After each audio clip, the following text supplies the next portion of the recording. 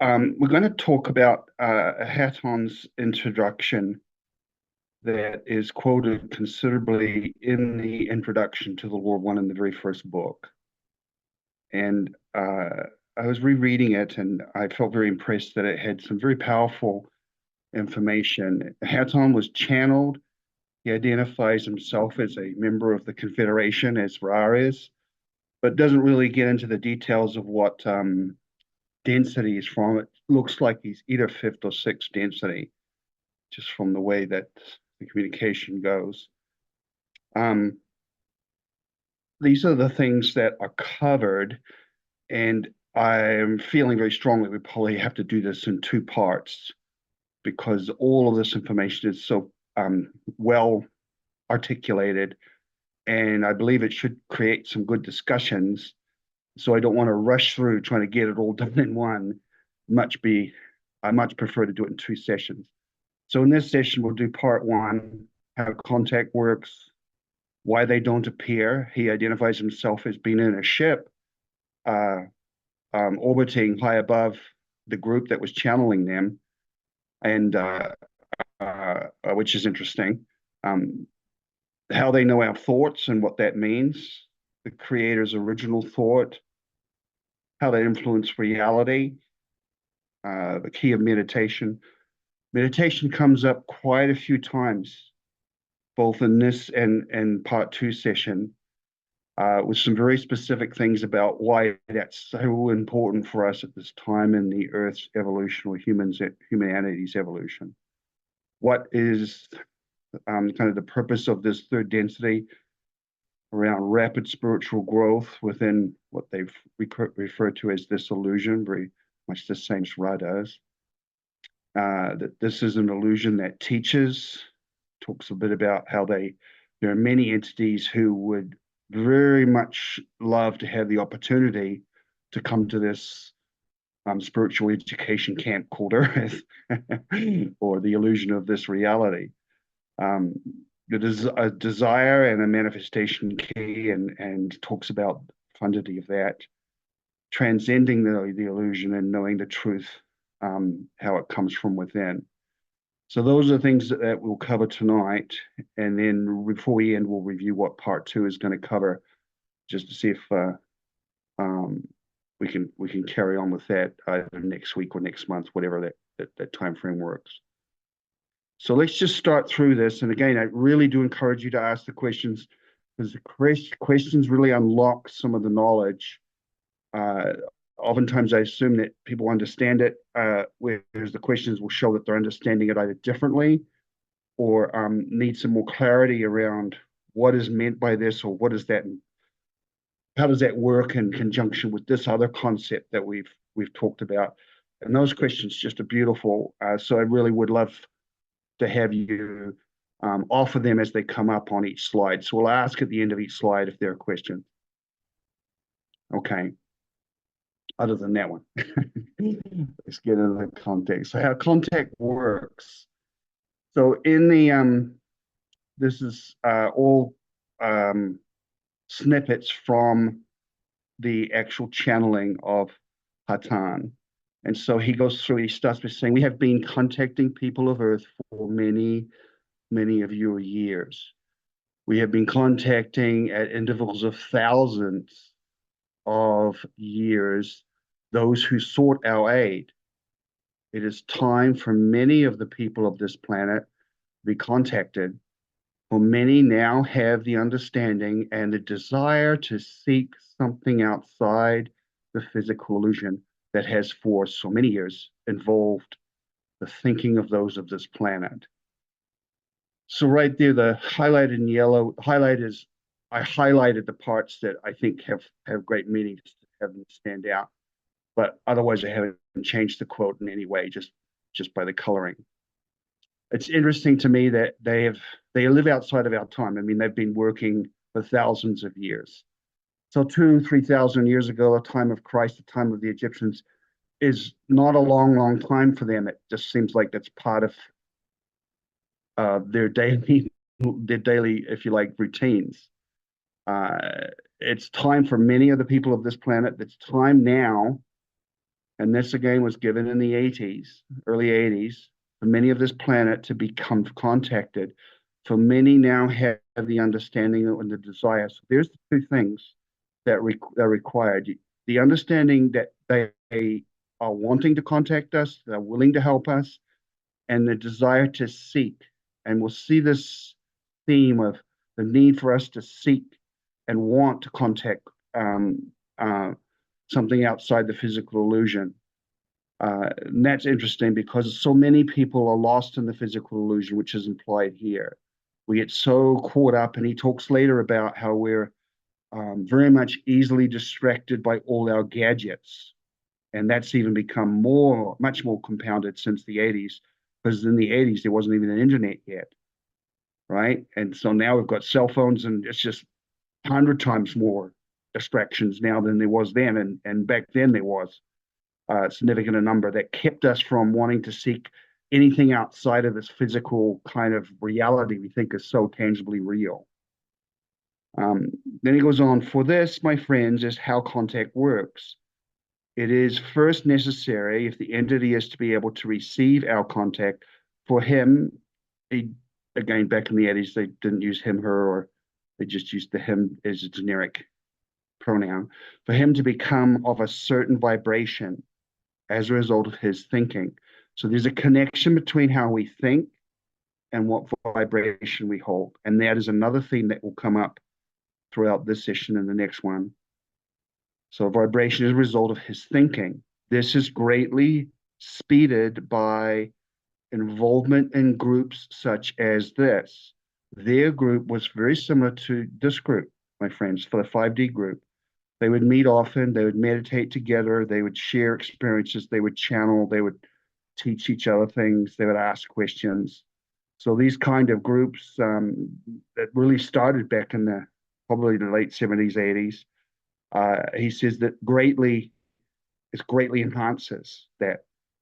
So this is greatly speeded by involvement in groups such as this.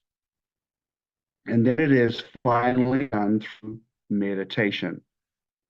So there's the first mention in Hatonn's introduction to meditation.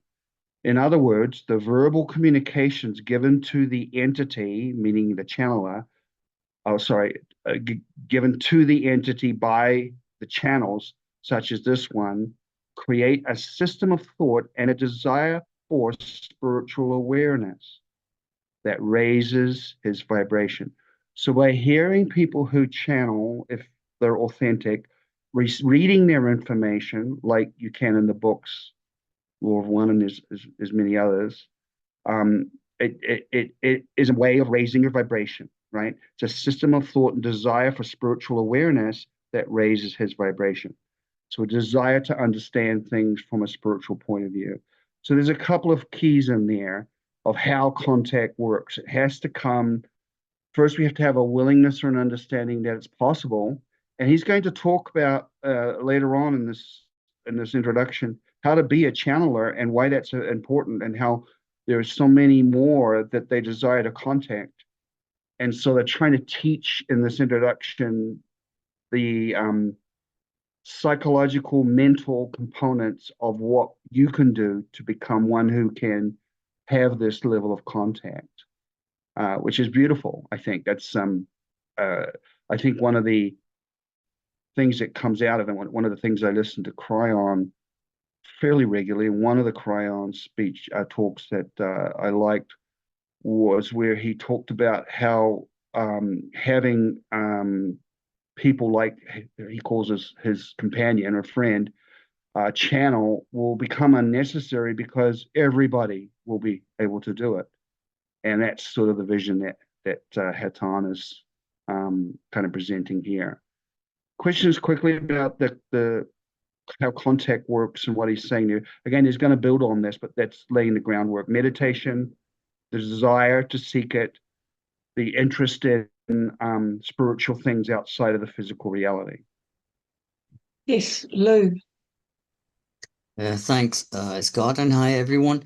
Is Hatonn one of the beings that talks in the Law of One? And how involved is he in the Law of One? So Yeah. it's like one of the teachers, one of the assistants, or what is his role in the Law of One? Yeah, it's a good question. The actual text of the Law of One is all given by Ra. And Ra is a high level, the highest level of six density social memory complex. So a family of beings that are telepathically linked as one mind. Ra is a very specific or difficult channel, and Kala had to go into a deep trance to channel Ra. So they had to do a lot of preparation every time they channeled Ra. However, this group met often and would channel other entities that were identified as part of the Confederation of Planets, which Ra is one of the senior level members. The Confederation of Planets is articulated as consisting of very few third density planets that are awakened. They do include us in it because we're part of that family, but most of us aren't aware of it. Fourth density, fifth density, and sixth density entities that have an interest in this local area of stars. And I believe, and I might get this wrong because it's testing my memory, but there's something like 20 odd star systems in our local cluster, of which we are one, that is considered part of this confederation. Ra does indicate that there are many confederations. A lot of them all are in harmony or harmoniously linked. But so it's kind of a local government. It's kind of almost like a local um, um, area government as compared to a worldwide government, if you like. Um, so it's Hatonn is one of the entities that's part of that confederation. So they do not claim or do not reference or are not referenced in the Law of One text because that's Ra, but they teach the same concept because every awakened being, even in third density, is teaching the Law of One. And we'll find that out later, whether it's the Buddha or Yeshua or Jesus. The original teachings were all of the same, from the same source, and it was all the same truth. It's inevitably known in the universe as the Law of One. So, in that sense, what he's teaching us here will be in alignment with the Law of One and should be. But the content in the book that is called the Law of One is from Ra. Did that answer your question? Yes, thanks. Yeah, okay. We're good to go on, or? Yep. Okay. So why do they not appear? Which is a very common thing. Everybody says, well, if there's higher beings, aliens, and that, why don't they just come down and tell us? And there's some very good reasons, and we'll go deeper and deeper into this, both in this session and the next one. But he says that here. Oh, whoops, sorry. I just hit the mouse in the wrong way. We are of the Confederation of Planets in the service of the infinite creator. So there he identifies that he is. Are very sorry that we cannot step upon your soil and teach those of your people who desire our service. But, my friends, as we have said before, this would be a very great disservice to those who do not desire our service at this time. So again, they look at the human family as a whole, and if there's more or enough that don't want or would be afraid or scared by an appearance, they hold back. It would be a disservice to them. And he goes on, let me move this, who do not desire our service at this time. And we are afraid we would have little effect in bringing understanding even to those who desire it. For understanding, my friends, comes from within. We can only guide, we can only suggest. We are attempting to do this in such a way that the seeking of the individual will be stimulated turning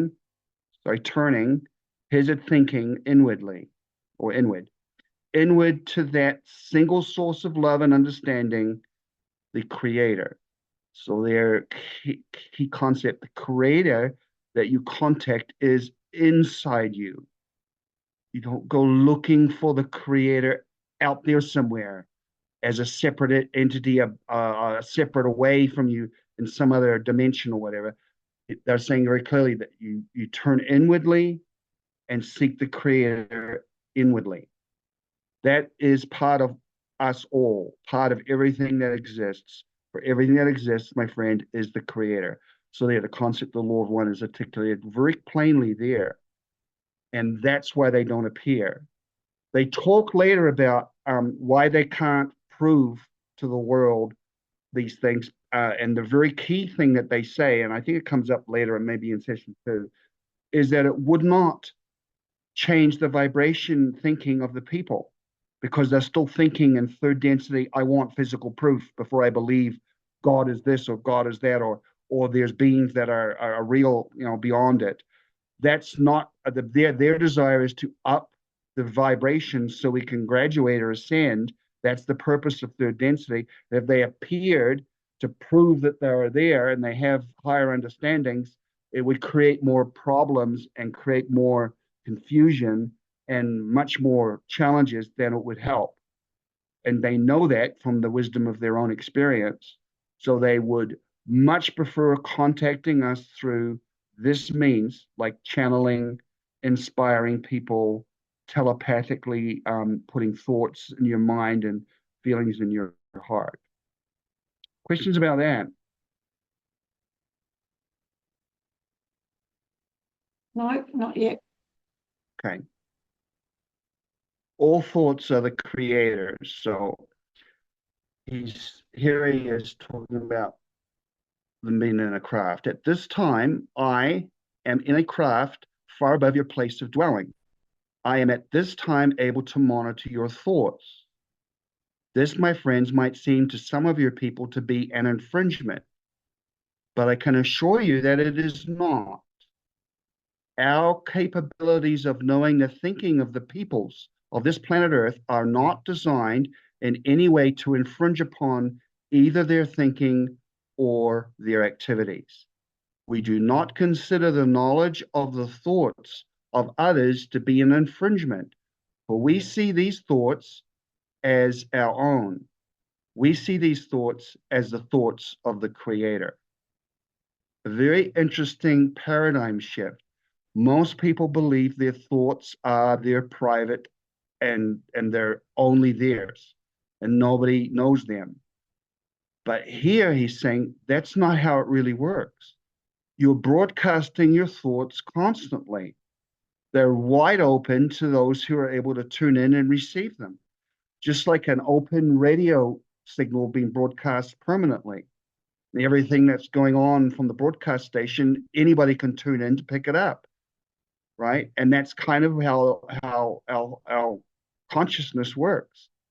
And they're saying it's not an infringement to listen in on your thoughts because they are the creator's thoughts. And that's how they kind of conceive it. That's how the other side of the veil conceives what's going on. So just let that sink in for a minute. You think about your daily random thinking process and think about now why it maybe is a very important discipline to learn to meditate and control your thoughts, to control that chattering monkey in your head, that ego monkey in your head, and learn how to dwell in quiet peace, where you're more listening than broadcasting, receiving instead of polluting the airways with a lot of times it's mind crap that we allow our minds to be occupied with. So interesting way to think about that. Let me just go on and then we'll ask questions. My friends, it may seem to you that a thought of a nature other than one of love and brotherhood might be a thought generated not of our Creator. This is not possible, my friends. All thought that is generated by the Creator. All things that are generated by the Creator. interesting. All the most evil, dark thoughts are still considered the creator's thoughts because all is the creator. We are one. That's a literal thing for them. It's not a metaphor. He is he is all things and is in all places. And all of the consciousness and all of the thoughts that exist is the thought of our creator. His infinite number of parts all have free will and all may generate in any way they choose.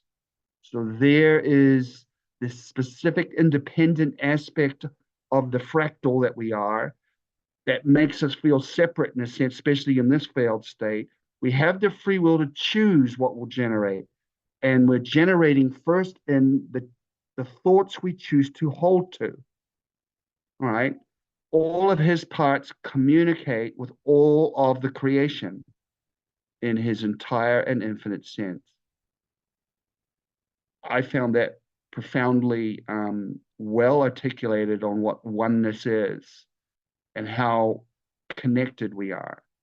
And it made me again think of the experiment that David Wilcock talks about often back in the 50s when they first developed the lie detector test that measures the galvanic skin responses and things. And then they hooked it up to a plant. And the guy that was hooked up to the head, hooked up to the plant, was surprised first that it was getting a reading. He thought that it'd be dead. It would be just a line. It'd be a flat line. But it wasn't. The plant had a kind of an interesting it was picking up some kind of responses. And he thought, oh, I wonder what would happen if I burned the plant. And he intended to go burn it, but right when he thought that, the plant panicked. On the lie detector test, it looked like the plant was freaking out. He hadn't burned it. He had just thought and intended to. The plant knew that intention, that there was something intending to harm it. It's exactly what I think Hatonn is talking about here. All of the creation is linked and all of your thoughts are broadcast. Questions about that? Yes, Lou. Sorry, Scott, back again. Perhaps I didn't quite got it. Can you please elaborate on the dark thoughts, or are these dark thoughts coming from the creator just the result of the monkey jumping and telling you to go in a different direction?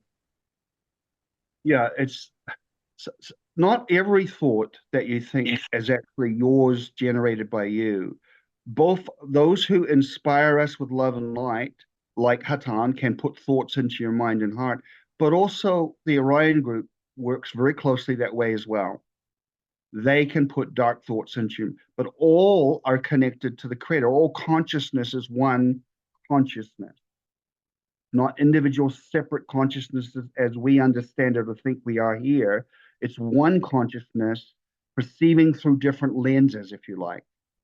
And so even the dark beings, those that have chosen service to self to the point that they're very, very much perceived by our value system as likely evil and have dark thoughts about harming people to get gain or whatever, some kind of reward that they get from doing that. Those thoughts are still the creator's thoughts. So whether it's yours generated thinking of selfish or nasty thing, or whether it's planted in your mind and then you go and run with that thought, because that's usually what happens. It's like a thought comes into your mind and you tend to dwell on it, and then you start to think about it and you elaborate on it until it brings you to a point where you act on it. All of that is broadcast. All of that is open to them to hear. So like he says, I'm in a craft far above your dwelling. So he's basically hovering in a UFO way up above where they were living then in the United States, channeling to them through telepathic connection and knowing their thoughts in the same way. So it's both a giving and a receiving of that connection, connecting in with the channeler. Does that clear that up? Yes, good enough. Very Yeah. clear. That's Okay. all. So the original thought is love. And this is actually a bit of a commentary. It's the only bit that I've concluded that is actually from Don, I believe, who's commenting on both what he said and what he's about to say in the next couple of slides. So he says, Hatonn speaks of our desire to seek something outside of the physical illusion. We just read that. What he talks about so persuasively is something that is often referred to by members of what Ra calls the Confederation of Planets in the service of the infinite creator as the original thought. This is another term for our word love, but implies a greater deal more. It implies a unity that is so great that we do not see each other simply as close friends or brothers and sisters, but ideally as the creator. And as we see each other and ourselves as the creator, we see one being. But that was a very nice, concise summary of what unity and what oneness means. Any quick comments on that? So let's see what Hatonn's going to say, a few more things that connect back to that. So using your will and perspective to change reality. He says, the next time that you are, shall we say, backed into a corner by the circumstances which prevail within the illusion of your physical existence, in other words, you're having a hard day or something's not going as well as you like, remember what you have learned and do not forget what you have worked so hard to obtain. So he's going to explain that. You will choose at any time to alter your needs and desires from within the physical illusion to your being within the creation of the Father. So you will choose at any time to alter. So what he's saying is in changing your thinking and feelings, you can choose to alter your reality, right? You'll choose any time to alter your needs and desire from within the illusion to your being within the creation of the Father. So it's not just this crap is happening to me and the world hates me, but I am in the creator. I'm part of the creator.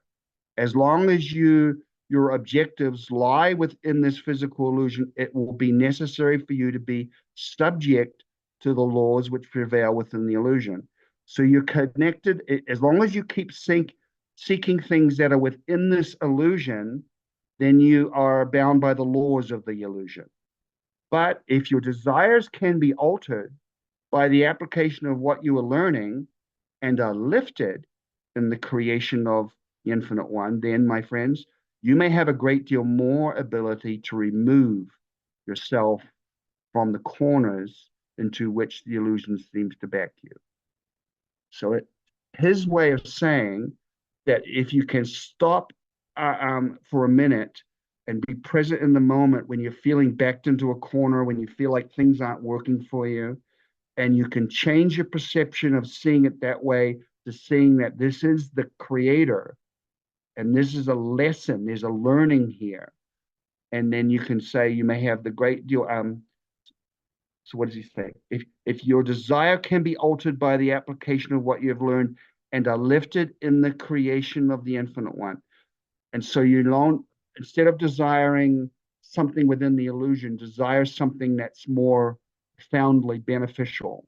So say, I desire money for XYZ. And not that that's wrong, but the reality might be I desire the means to be able to provide service to others in a greater capacity. And whatever that means is, uh, um, that's kind of, I think, one of the keys that he's pointing to here. So he says, then when you do that, my friends, you will have a great deal more ability to remove yourself from the corners into which illusion seems to have backed you. So using your will and perspective to change your reality. Does that make sense?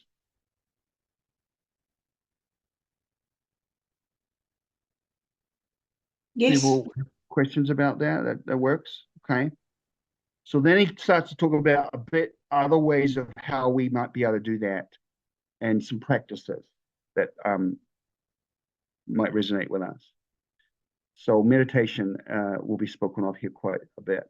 So man on earth has lost the awareness that is rightfully his.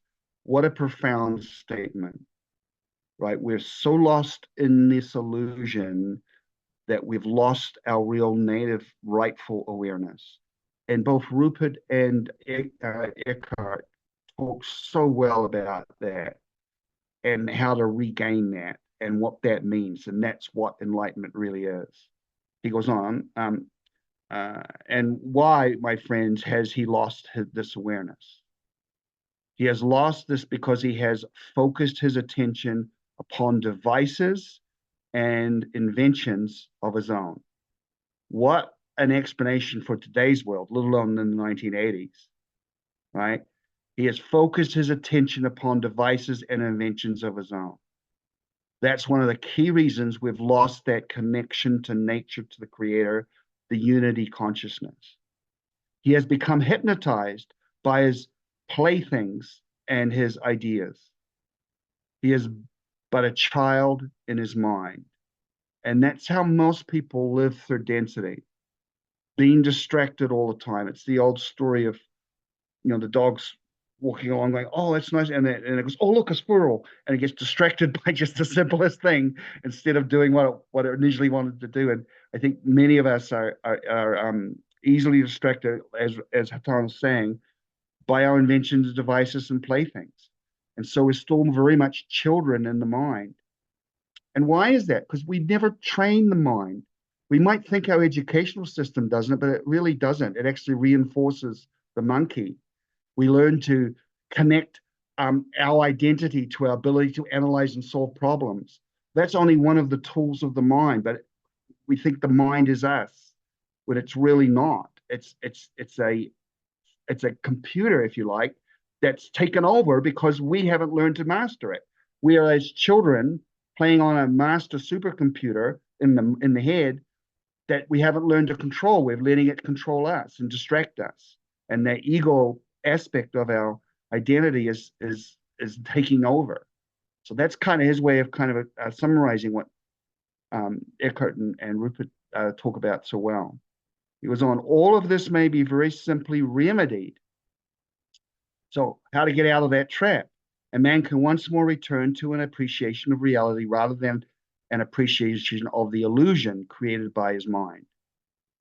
And all that is necessary, my friends, is that he individually avail himself to his appreciation of reality through the process of meditation. For this process stills his active conscious mind, which is continually seeking stimulus within the illusion developed over so many centuries of time upon this planet. So there's a lot in there. Meditation, a practice, a discipline of meditation will give you control of the computer, and you'll grow up in your mental capacities and your spiritual capacities and not stay as a child, right? And it's also saying something profound, is the illusion has been built up over many centuries. So we inherit the thinking traps of our ancestors, of just believing in this reality as the only tangible real thing, to the point that many people on earth don't seek anything more than it, and often believe that at death that's the end of all existence for that consciousness that they believe is theirs, separate consciousness, and that we're just a fluke of nature that we're even here, right? There's a lot that's trapped in our illusion that we inherit through just generation of indoctrination. He says very rapidly then, he can return to an appreciation of the reality in the functioning of the real creation. Meditation is the way to do that. So then this, my friends, is what man of earth must return to if he is to know reality. The simple thought of absolute love, a thought of total unity with all his brothers, regardless of how they might express themselves or whom they might be. For this is the original thought of your creator. We of the Confederation of Planets to the service of the infinite creator have been, for many of your years, aware of many principles of reality. We are aware of these principles because we have availed ourselves to them, just as the people of your planet may do so, or may do. It is possible through meditation to totally reduce the illusion that you now experience that creates the separation, an illusionary separation, to what it actually is, a total illusion. We have been continuing to speak to you about meditation. We have spoken to you many times about reality and about love and about understanding, and yet you do not seem to be able to overcome the illusion. So the thickness of the veil is part of the inherited illusion, indoctrination, and misinformation, if you like, that the Orion group has really helped indoctrinate us, because that's their way of working, is to deceive and to keep us from knowing what we really are and how we're really connected. But what they're saying here is that they're inviting us to challenge that. And the key practice is a meditation that can start to bring you back out of that illusion and connect with infinite reality. Questions about anything in here? No, not yet. Oh, hold on a minute, Ray. Okay. Yeah, last line, Scott, and yet you do not, no, the previous, yeah, and yet you do not seems to be able to overcome the illusion. Yeah. That's the trick. That's the issue. You know, and what it is that one of the illusionary things that people do with their mind is they believe that education is to know about things. And that is one aspect of modern education that's actually quite a shame. Knowing about something is only the very first basic level of understanding. One has to then practice it to truly comprehend it and experience it. And I think that's what he's saying there, is that even though we've spoken to you about this and about how we must focus on love and understanding and understand that this illusion of separateness is not the reality that's actually there. People go, oh, well, an interesting concept. I'll ponder that. And they go into this logical kind of Star Trek Spock-like way of kind of analyzing things, when the truth is they want you to take that knowledge and then apply it. Do some meditation, invest in it as a practice, a discipline, over many, many, many weeks, months, and years. It becomes a lifestyle where you connect regularly in a systematic way that enables you to deepen and deepen. And then you'll start to realize what he's saying here is the awakening process, the profound awakening process. But if you just want to learn about different ways to do this meditation, or different practice, or different ideas of that, you're going to stay locked in the illusion. And you might know a lot about things around it, but you aren't learning to experience how to overcome it. Yeah. Which is very interesting, because that's so much of what we've inherited in modern scientific thinking, that analytical, subjective, or objective approach to things, rather than let me invest in practicing something to experience it. I remember finding that out very early when I was teaching martial arts, how there were some who would speak so eloquently and well about using energy and chi in a martial way. But when I asked them to demonstrate it, they could never demonstrate it in any way that was convincing. It was just bullshit. I mean, they were just talking about it. They couldn't do it. And when I finally found a few who often didn't talk about it very well, but could do it, that's when the experience started to mean something. So there was many, many more, and there are in the martial arts world, many who are full of crap. They talk about all sorts of abilities and skills, but they don't have them. They have invested in learning about it, but they haven't invested in training to do it. They can't do it, so they bullshit instead. And there's a lot of people like that in the spiritual realms as well, I think. Thank you. Catherine. Thank you so much, Scott. This is definitely a real eye-opener. How broad would these distractions go? Obviously, we have our electronic toys, and some of us have, all sorts of material toys.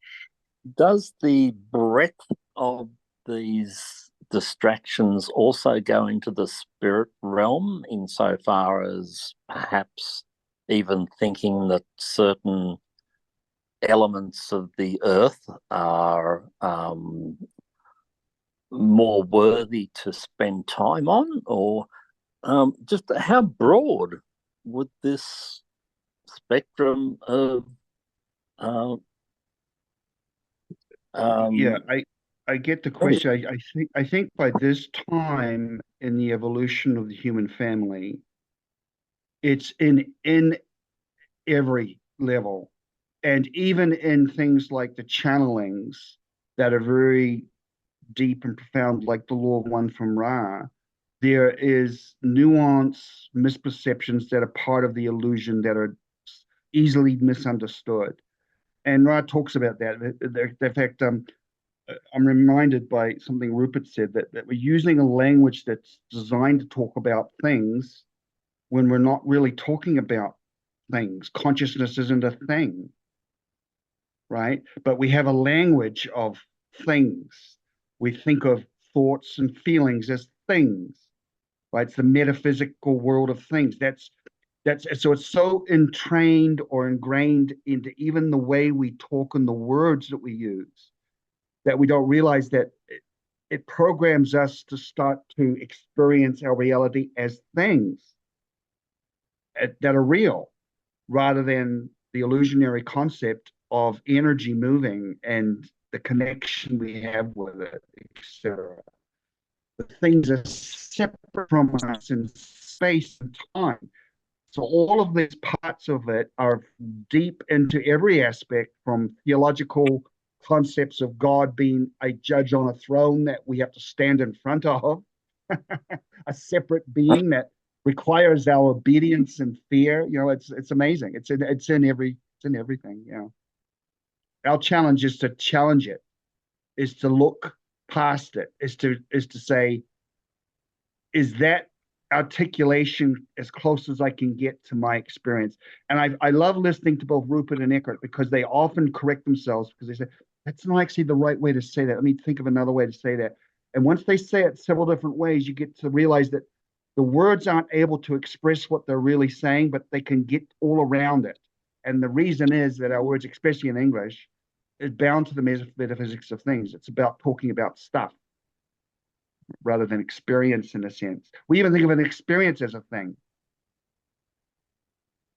So really, we need to question everything, and even to the extent of even being as silent as possible, to allow ourselves to enter this realm of, I had to say it, energy, to be able to travel that distance into what he's talking about.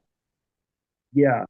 Our whole upbringing and life experience, and I would add likely lifetime upon lifetime of inherited karmic kind of perceptual experiences, are filters that we translate our experience through. Becoming truly one and enlightened is to challenge and scrape away those filters, closer and closer to seeing truly clearly through a clear, clean glass rather than a colored, tinted glass. So our challenge is to continually, not necessarily don't believe everything, believe that what you're saying is real, but it's also an illusion, and there's part of me that's putting an interpretation on that. And so be able to step back and be the witness of it as it is, instead of judging it good, bad, right, wrong, etc. But step back first and just and be the observer of your feelings, thoughts, experiences without being the analyzer of it, and then be with it and let it settle with you so that it sinks past the filters more, and you'll start to feel a profoundly deeper connection that goes beyond the analytical thinking of understanding. We think understanding means to think through things to understand it. That is this 3D level of understanding that's very, very weak and limited. True understanding comes in the Lord One clearly through connecting deeply in love with every aspect of life. That's where understanding comes. So that's an experience that's profound, because love is actually a very overused word. In fact, English has that word love. I mean, other languages have different levels of love. Divine love, the love you have for a friend is different than the love you might have for your spouse or companion. The love you have for the creation and a sunset. We use the same word, right? But they're actually very nuanced, different connecting feelings. And other languages have different words for each of those experiences, but English does not. Well, I can't wait to hear more on how he recommends meditation. Thank you, Scott. Yeah, thank you for the questions. There's a question in the chat. I'm wondering whether Bra specifies any particular type or technique of meditation. Yeah, he was asked that a couple of times and he refused. He just said there are many effective methods. Pick one you like and stay with it, is essentially. He basically said there are two camps of meditation. One is to be totally learn to clear into quiet solitude or transcendence. The other one is to focus your will. And so usually with that, you would pick something to focus upon, usually something tedious, like either a sound, a candle, a shape. He said it doesn't really matter what it is because that's irrelevant. What it does is it teaches you to focus and channel your will, your intention on a focused kind of for a focused duration of time, right? So those are the two methods. Both have different results or purposes, but both are valued. And he says, and the way that you choose to practice those is really up to you to find one that you like. So he wouldn't recommend one school of thought over another when it came to that. He felt like that would be an infringement on our free will to do that. Okay, that's all. Okay. Why the illusion? Rapid spiritual growth, meditation unlocks it. So here we go again. The reason for the illusion, and remember, when he's saying the illusion, he's talking about what we think is reality, this 3D world we're living in right now. You look up from your computer, you see a computer or a TV, you're in a room, you're sitting on something, you might have a table, maybe a fireplace, who knows? All of that is the illusion, okay? All of that we look around and see right now as our reality is actually the illusion.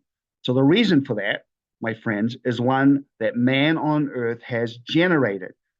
Again, it comes from us. And that's very powerful because that means we can change what we're generating. If we understand the keys of how we're generating it, we can change it. And the stories of the Masters of the Far East about monks who could pass through solid rock, leave their handprint in solid rock, could levitate, could bilocate. These are examples of people who had learned to control the illusion, are they not? True stories in our history of the great masters, Jesus who could walk upon the water, etc., etc. So people who had mastered and transcended the illusion and learned how to unlock it. Because again, it says, one that man on earth has generated. We created it. He has generated it out of desire. This illusion is useful. So don't hate it. It's actually significant, important. It's helpful to us. It is very useful for those who would wish to evolve at a very rapid rate. Oops, sorry. Here it is. Okay, sorry. Who wish to evolve at a very rapid rate. by experiencing it and by using it while within it. There's a great gift in that sentence. If you understand what it is, and while you're in it, you learn how to use it, you can evolve spiritually extremely quickly. It's a great opportunity. Many of us, like Hatonn, who are now circling your planet, would desire to have the opportunity that you have. The opportunity be within the illusion, and then through the generation of understanding, use the potentials of the illusion. So they had covered it, they admired it, they looked down and go, boy, I wish they'd just wake up and realize the power that they have if they just learn how to understand what's going on instead of being distracted by the bullshit of life. And that's what they want to teach us. That's how they want to influence and help us, but they have to honor our free will. So it's very, very interesting perception of what this world is from their point of view. This is a way of gaining progress spiritually and has been sought out by many of our brothers. There's another reason why wanderers come from higher realms down, because this is, even for them, a great gifted experience to advance spiritually, to experience great opportunity. If they can wake up in the dream, they can become aware they're in the illusion and the keys to mastering it. So he goes on, I cannot overemphasize the necessity of becoming able to understand the nature of the potentials within your illusion, and then by self-analysis and meditation, reacting to that in a way that will express the thought that generated us, the thought of our creator. And we learn in a moment that that thought is love. So if you can see love in each moment, that's one of the great keys. This was done by the teacher whom you know as Jesus. This man recognized his potential. He recognized the illusion. He understood the reason for the potentials within the illusion, and his reaction to those potentials and activities within the illusion was a reaction which was expressing the thought of the creator, a thought of love. So he's aligning what he's teaching to. That's why Jesus was able to accomplish what he did. He became awake in the illusion at a very young age. And any one of us can do that. See, once again, many times because of how we're taught, think about some of these beings that have gone before us. We think, yeah, but the Buddha and the Christ and Muhammad and whoever, the Hindu great masters, they're very special people. Well, yes, but they aren't any more special than you or I. They just woke up, and they're inviting us to wake up. And what's happening right now, and what Eckhart says in his second book, is that it's time for a critical mass to wake up. And that's what the ascension will be. When enough of us wake up now, at this last time with the energy shifting and the planet ready, it's time for every one of us, if we can, to wake up, or as many as we can. A critical mass being reached is where the tipping point will happen. And that's when the new creation is safer. The new reality will come. That's when we'll move into the 5D reality. But it was going to require us to do it. And what we do is exactly what he's saying here. Self-analysis and meditation. Reacting to that in a way that will express the thought of the creator. That thought is love. So when you meditate upon things that have bothered you, maybe, you can look at, how do I see that from the lens of love?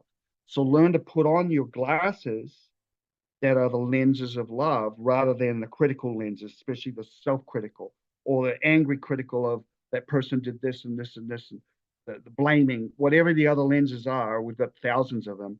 Put on the lens of, how do I see this in pure loving ways? And that's the key to how Christ was able to master his illusion once he became aware of it. Questions about that?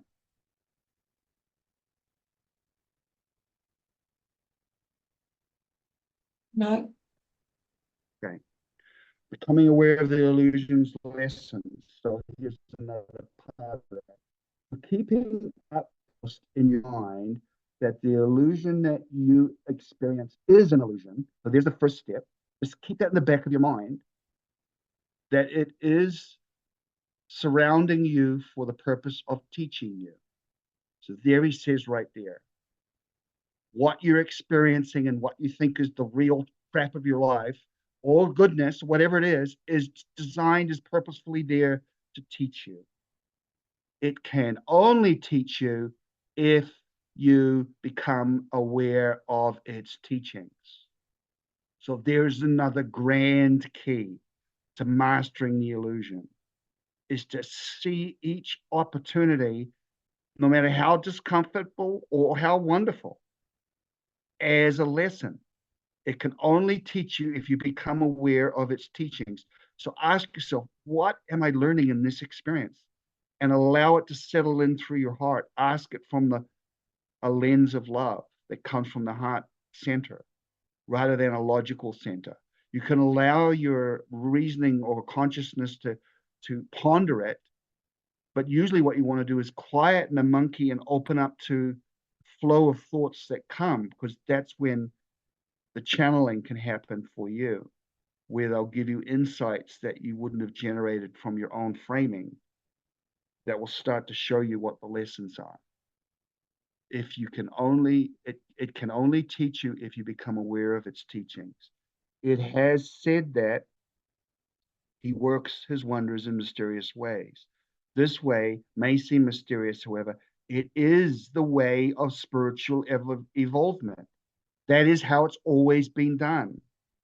So accept that that's the way it works, embrace that that's the way it works, and then you can master it. I remember when I went to university, I had done very poorly in high school in New Zealand. And in fact, they didn't even expect that I would graduate from high school, but I did. Um, uh, um, I wasn't a scholar at all. And when I went to university in America, uh, I went on the good graces of a person who was willing to sponsor me because I was a foreigner.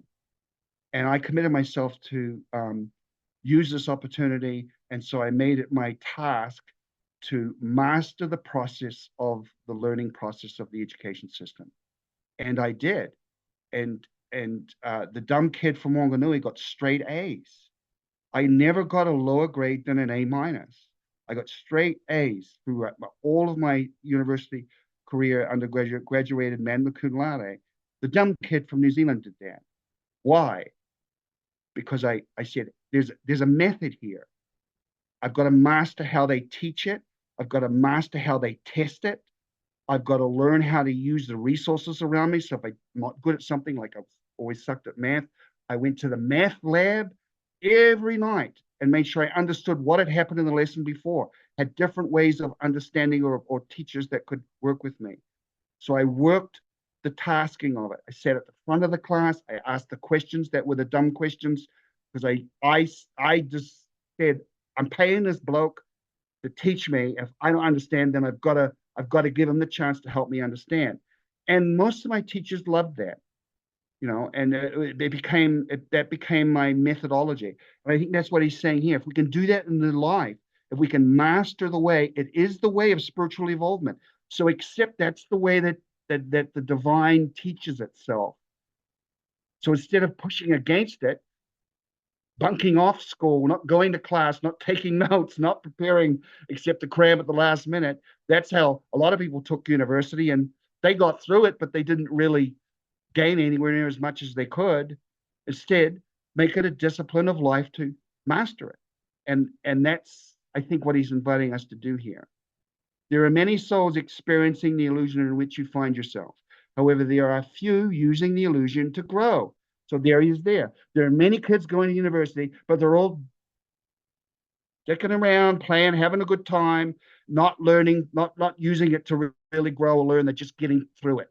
It's just something to get through, right? Whereas he's saying, there are few using the illusion to grow. They are not doing this other than at a subliminal level because they have not availed themselves through their seeking to a knowledge of the possibilities of doing this. So they haven't sought out the methodology to master this teaching university called the Illusion of Life. And if you do, and I promise you, it's all in the Law of One, it's all in these channel materials, it's all in Rupert's books and Eckhart's books. There's enough out now. The veil's been rent. They're teaching it plainly as they can. It's profoundly a gift at this time in the world, because the object is to let everybody wake up, is to get everybody to wake up and to start to really apply themselves so that we can get to a critical mass. Once an individual has become aware of the possibility of using the illusion to which he finds himself in your physical world for the progression of the spiritual growth, it is necessary that he take the next step and use his knowledge to express, regardless of his potentials, which affect him, the love and understanding of his creator. So again, see love in each moment.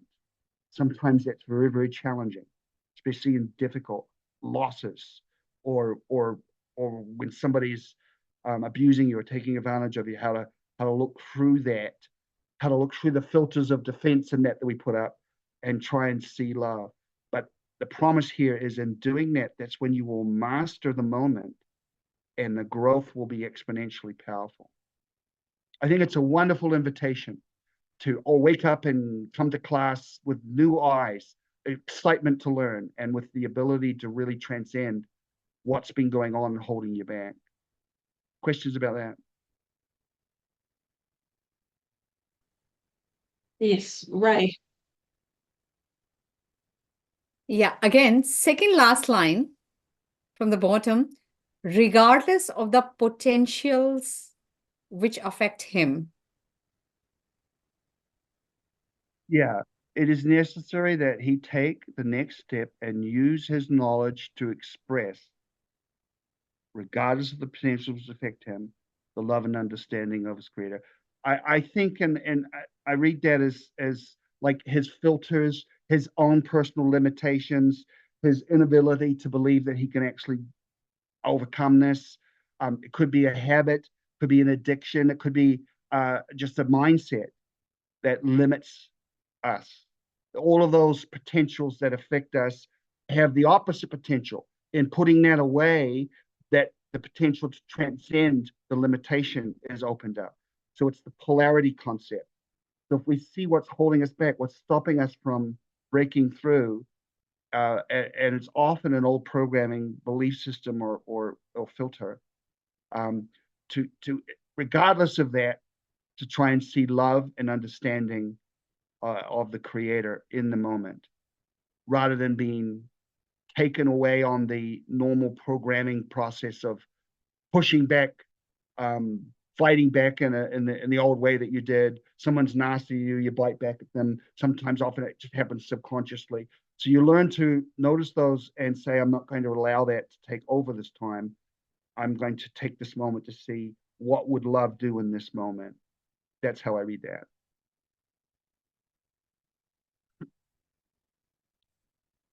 Okay. So Thank you. You'll be welcome. Manifesting. So desire is the key. So here's another aspect, again, of learning to control this illusion. Desire, my friends, is the key to what you receive. If you desire it, you shall receive it. Now, at that point, most people will go, oh, that's bullshit. I've desired a whole lot of things I've never got. And he's going to talk about that in a minute. So just hold on to that thought.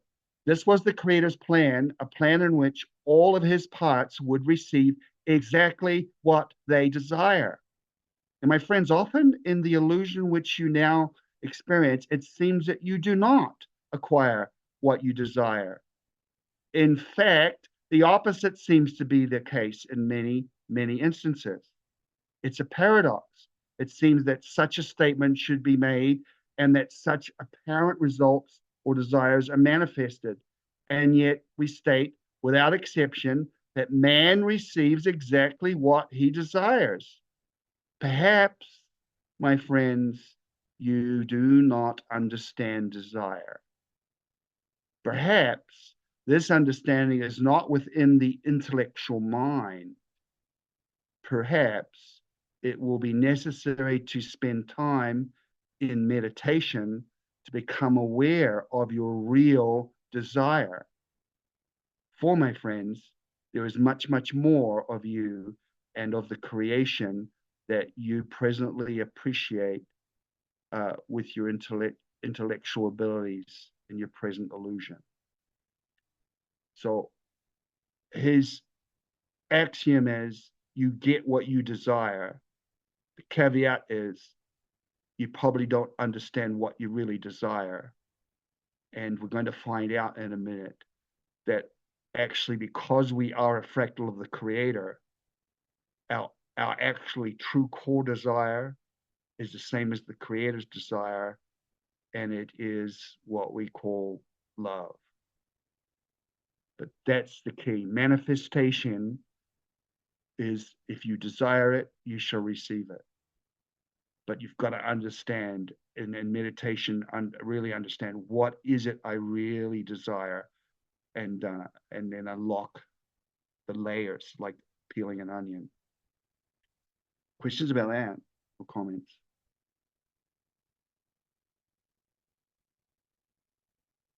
No. Okay. So we're getting close to the end of this section. Transcending the illusion. So here he is.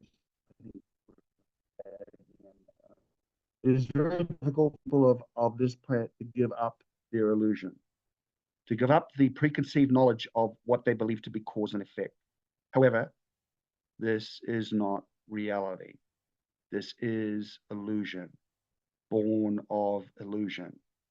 It is a simple product of the complexity that man upon this planet has generated. Join with us in divorcing your thinking from such complexities and become aware of what has created you. Everything that you experience and everything that is thought. Become aware of your creator.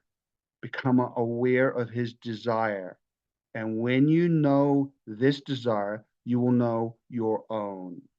For you and your creator are one. And you are one with all of his parts, and therefore all of your fellow beings throughout all of the creation. When you know his desire, you will feel it. There will be no more confusion. There will be no more questions. Very important statement there. You will have found what you have sought. You will have found love. For this is the desire of your creator, that all of his parts express and experience the love that created you. This may be found simply in meditation.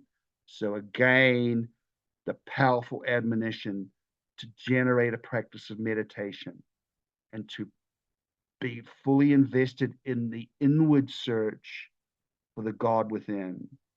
And it will feel and experience, you will experience him as love. Once you're connected to that divine sense of love in yourself, you'll start to see it in all of the creation, and all of the other selves that are not separate, but part of that one being that you are. So this may be found simply in meditation. No amount of seeking within the intellectual concepts of your people, no amount of careful planning or careful interpretation of the written or spoken word will lead you to the simple truth. You can't get it by learning about it. You have to experience it, and you do that by going in within. It reminds me of that story of the man who sold his farm to go out looking for diamonds, thinking that that would bring him wealth and riches and all that he desired, only to end up destitute, commit suicide. And then the Buddhist monk who spoke to him comes back and meets with the new owner and sees that the new owner has a raw diamond sitting on his mantelpiece, and says, "Oh, has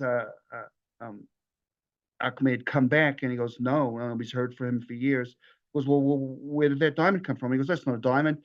I just found that lying on the ground down by the creek, that there's tons of them there. And it turned out that he owned the richest diamond mine in all the world.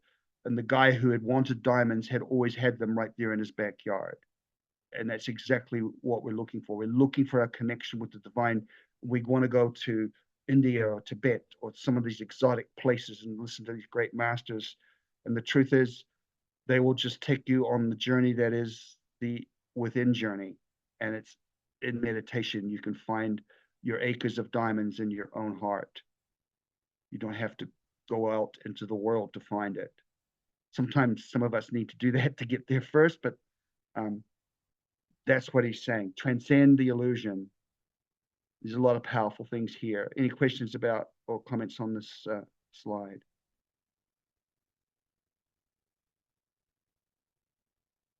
No. Okay. So I think this is the last one. Know the truth from within. So we do not wish to impose our understanding of truth upon this people. And this would be something that we would do if we contacted them directly. So there's another reason why they don't appear. It would impose their understanding of truth upon us rather than allowing us to come to our own realization of it. We could not help it, for our very utterance of truth would be accepted by many of your people as being valid.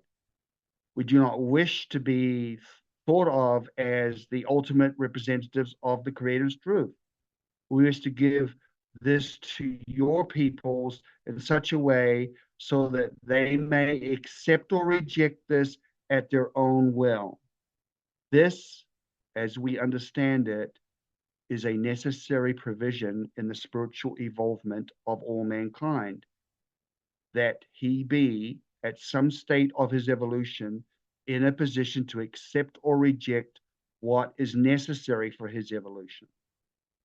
In this way, and only in this way, can he know the truth and the truth of the Creator. That single truth that is the Creator, the truth of the love of the Creator. It must be realized from within. It cannot be impressed from without. Wow. So if they appear to us, it would ruin that, right? And they don't want to do that. So the process of our spiritual growth requires that we be given things in an ambiguous way where we have to make our own commitment or judgment of whether we accept it or not. There's never going to be an absolute concrete thing that you can show to everybody and they'll go, oh, I believe it now, because that would ruin the opportunity. And I think that's the end of part one. In part two, he'll talk about how that if they do that, if they did appear, or if they did prove it, they talk about it would not up their vibration. So it would defeat the purpose. The whole purpose is to up our vibration, right? Our thinking and feeling experience to a higher vibration, to a 5D vibration. And if it doesn't do that, then the school process has failed. So by appearing or proving or giving concrete proof to the reasoning, logical, rational mind defeats that purpose. We have to find it from within. It must be realized from within. It cannot be impressed from without. Final thoughts on that? Yes, Lou. Yeah, sorry. Perhaps my mistake. I was not fast enough. I don't know if you can go back one slide, and elaborate more on desire. Desire is love, to an extent, but This one. how can we? Yeah, correct. Understanding desire is how can we clearly see what desire is purely and not bias? Perhaps we might have desires, or we desire things that are biased, that are corrupted. Yeah. One of the exercises that hope it does very well. And you can kind of do it now. Let's just use an example. Say you desire a nice, shiny new sports car, right? And you think that you really want that. And so the question is, what will having that sports car give you? And if you go through and sort of dig deep, you go, well, I feel like it makes me notice. People notice me, or maybe I'll be more attractive to other people that I want people to think that I'm successful. So it'll give me that. And there might be a list of things like that. So first is I desire the car, but what you really desire is the other things that come with the car. Isn't that correct? And so once you start to understand what those are, each one of them, when you dig and ask, well, why do I want other people to think that I'm successful? And if you go deeper, and this is what the meditation process says, analytical meditation is, well, I really want them to love me. And so what he's saying here is that you think you want the car, but what you really want is to be loved. And once you can hold on to that reality of that first thought, and then the real core root of what you think you want, which could be the car, it could be a house, it could be a trip, it could be a haircut, I don't know, it could be 100 different things, anything that we want in the world. You say, what do I think? Start asking, what am I going to get from that? What do I think it will bring me? Because you're thinking you'll get it from having the thing, but you're not. You actually will get it by going inwardly, right? And that's why people who have all the money in the world are not necessarily any more well off or happier or content or at peace. Usually they're worse off that way.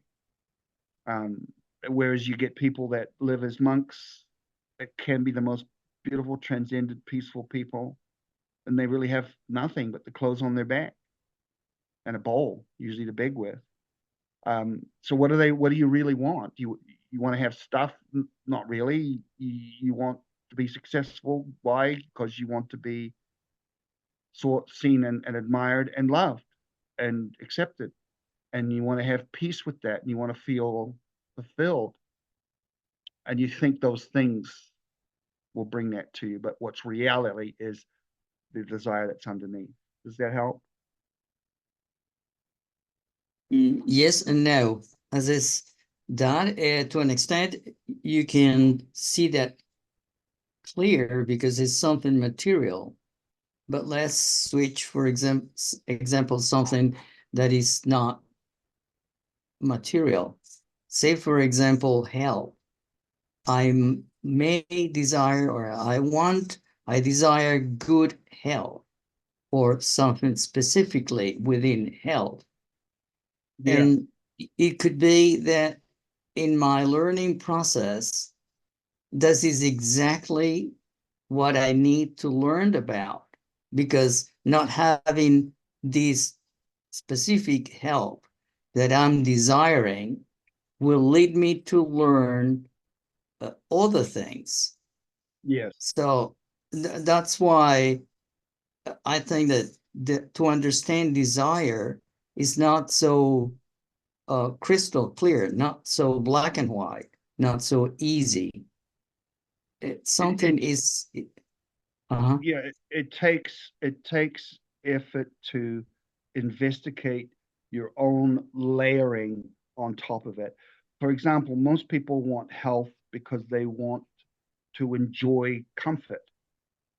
Ill health is uncomfortable, and uncomfortable when they're that uncomfortable with ill health, where they're in pain or lack abilities to do the things they did when they had better health, they're no longer at peace with themselves. So there's the next level. I want comfort because it brings me peace. So what I really want, what I really desire, I think I want good health. I think the good health will bring me peace. So if you go through it like that, what I'm really looking for is to be content and at peace, right? And so that's what's really that's what Hatonn is talking about.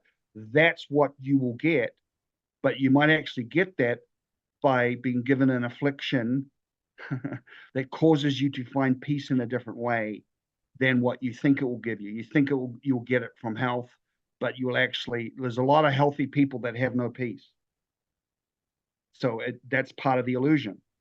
And so what they're saying is the illusion will then teach you that no, what you think will give you peace is not really what gives you peace. You can find peace within. You find peace by connecting with the creator within you and falling in love with that. And when you meditate and go to that quiet place where all of your thoughts of wanting this and needing that and wanting the pain to stop, or this illness to stop, or this aging process to stop, or whatever, or reverse, all of those thoughts are just by outward barnacle layers over what I really want is to connect with the essence of I am and be at peace with the creator who is in me and be content with that.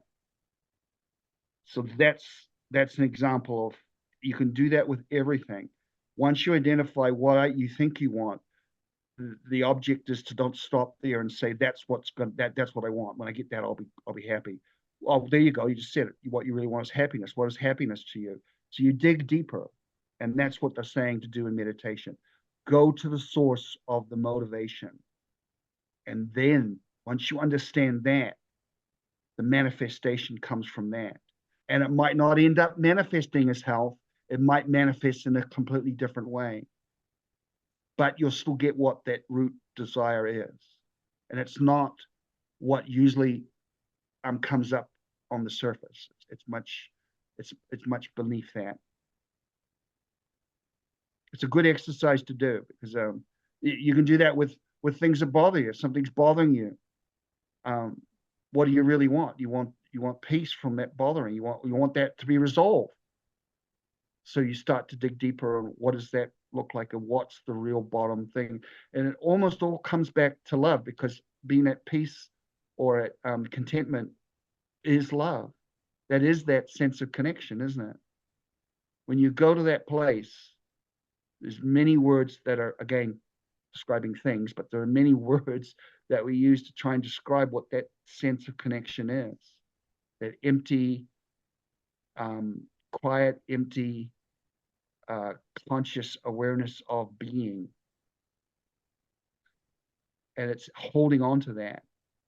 And people go through all sorts of amazing things to try and find that in life. What Hatonn is saying is, journey in, that's where it is. It's as close as you are to your heart. All right, Jackie. Thank you. Yes, the last slide, Scott. That one? Yes, this is exactly the approach that Q is using, isn't it? In the Alliance. It must be realized from within, it cannot be impressed from without. Yes. You can't tell the people, they have to go through the experience. And therefore, all this time that it's taking, that everyone's so annoyed about, which I think is nothing, is to take the people through the experience. So the Q drops, for example, are mostly questions. And that is just to lead people into their own journey of awakening, isn't it? The use of questions. We're not telling you, we are prodding you to explore further, go deeper within yourselves, question your reality, and see through the illusion. So it's specifically focused on trying to get past people's understanding, past the illusion of this reality that we're in. And that's because they are off-worlders, isn't it? The whole Alliance movement is sort of really heavily guided and driven by the Confederation and the Federation. And they are applying these principles that you're talking about here. Do you not think? I absolutely agree with you. Yeah. And it is a case. Again, by proving it to the world doesn't up their vibration. It's just it's just another sidetrack or distraction in the world that, okay, now we've got to do this or do that. Instead, what they want to do is up the thought and vibration to desire. It's the transformation of humanity. In the first chapter of Eckart's second book, he talks about that, how there was an evolution back in history, where the first flower came, how the earth was covered in vegetation, but there weren't flowers. And then finally, an evolutionary transition happened and a flower emerged. And another example he gives is the reptilians, who are so linked and connected to the ground and crawl around the ground. Some of them transitioned or transcended that and grew feathers and became birds who fly. So we look at flowers, and humanity has mesmerized them, and they express something that's evolved. It seems wonderfully beautiful, and we see birds in that way too, right? And he gives a number of examples. Well, that's what's happening to us. And you know, in our history, we've had a few that were the first flowers that popped up, like Buddha and like Jesus, and like a lot of the Hindu masters and sages, and who are the great teachers of our history. But the world wasn't ready for them yet. And he says this quite profoundly. The world hadn't got to a point where they could accept that. So many of their teachings through time got polluted anyway and become part of the problem as well, the illusion, because they've gotten kind of corrupted down. And that's definitely happened. We see that all through it. Some of the worst atrocities being done in the name of these people's religions, crying out loud. However, he says right now that the world is at the point where it's ready for a quantum leap, where there's enough people awakening that we're getting close to a tipping point. And I think that's what you're saying is happening with the drops from Q, is that we can't just tell people, we have to bring them to the experience so that they awaken to it. And then we're going to have enough that will crash over the tipping point, and we'll have a new humanity. It's the caterpillar who doesn't want to go into the chrysalis, ends up getting eaten by the bird and never knows what it is to be a butterfly. It's called to become a butterfly, but many of them don't. Well, right now, we are all called to go through the chrysalis and become a butterfly. It's the time for human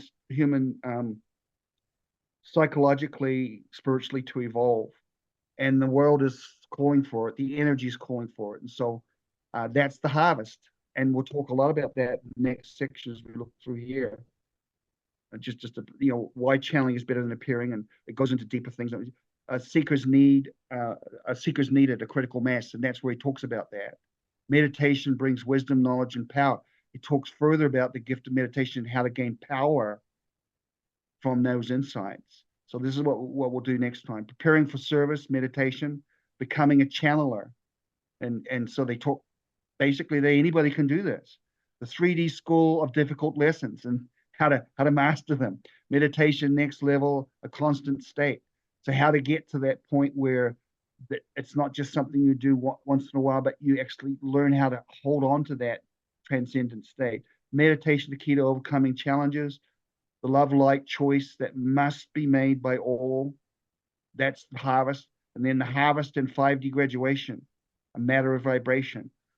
And why offer truth without proof is the last thing we'll talk about, which is we've touched on some of that. So we've touched briefly on some of these, but he goes into much more depth. And so, and Lee, I'll ask you whether we want to wait a month for that, or I can do it next week. I can do it whenever you want, because I've already got the slides. There's just too many to go through in one section. So you can help decide whether we want to do it next Sunday or wait until the end of the month again.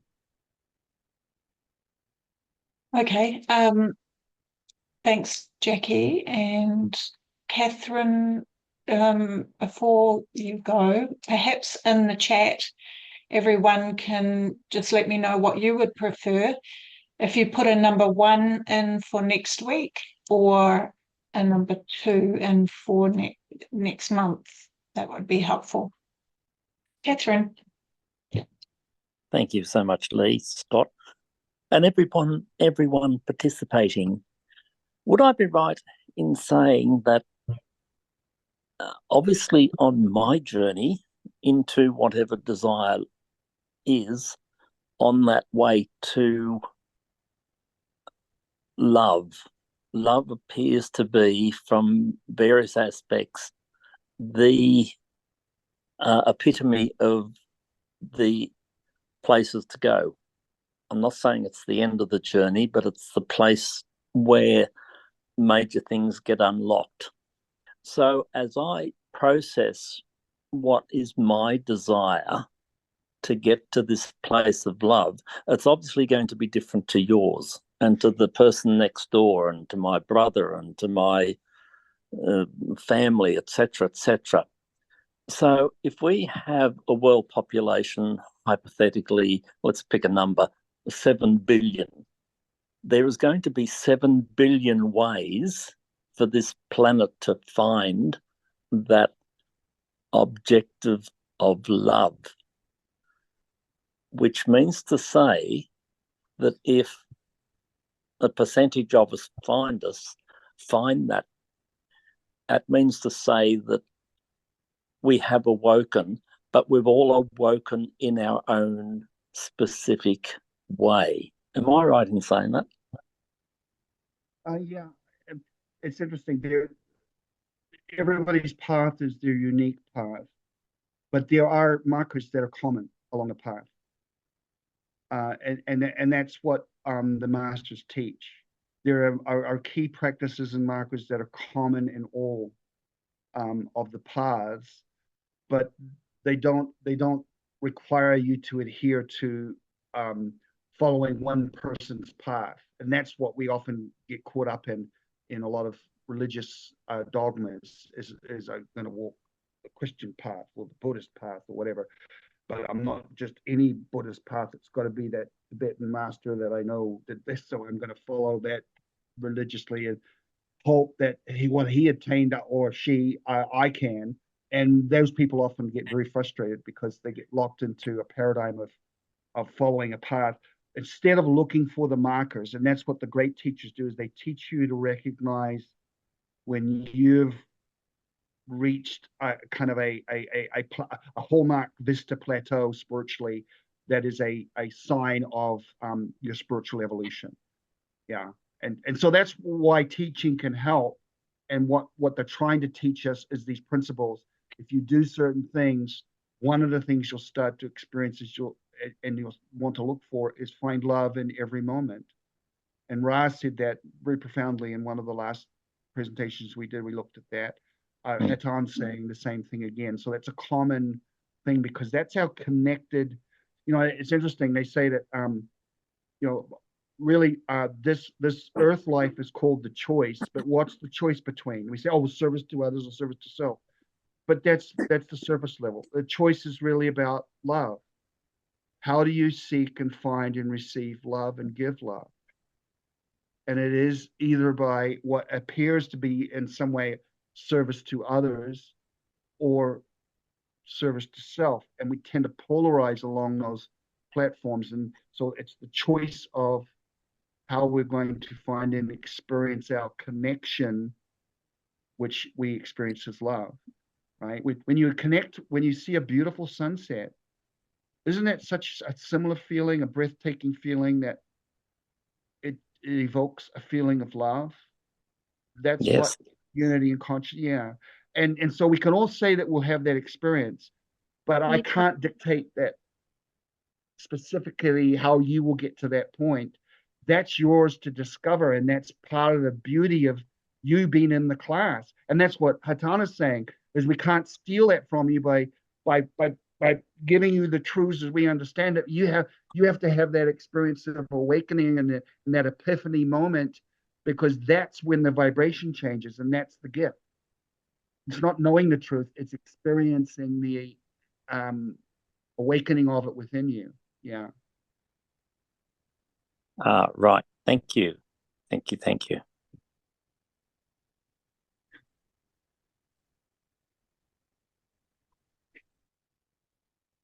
All right. So Ruth brought up a good point about Father's Day next week. So did everyone think about that before they responded one? Or do you want to?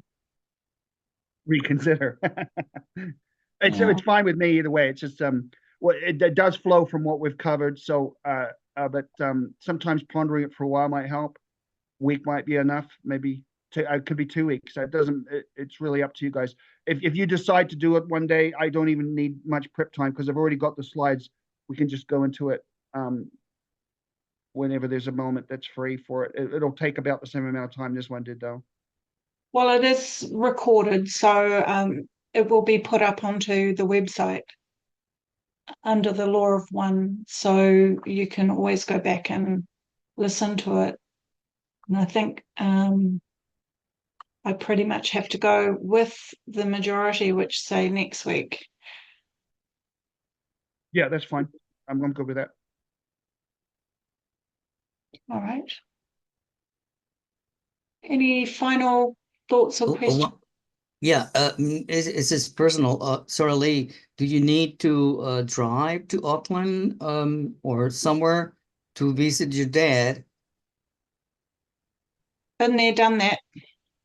Oh, okay. All right. So, Yeah, I just thank got you. back this evening. Okay. Thanks, Scott. It was just really, really brilliant. Thank you as usual. I appreciate it. I